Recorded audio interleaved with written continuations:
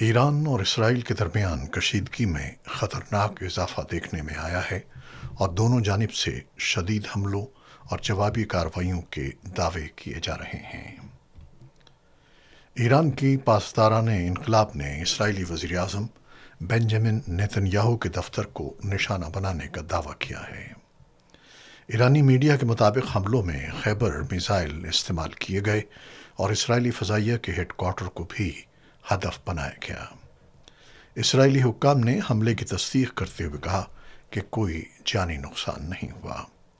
ادھر ایران نے بحرین، عراق، متحدہ عرب امارات اور کویت میں موجود امریکی فوجی اڈوں پر بھی میزائل حملوں کا دعویٰ کیا ہے۔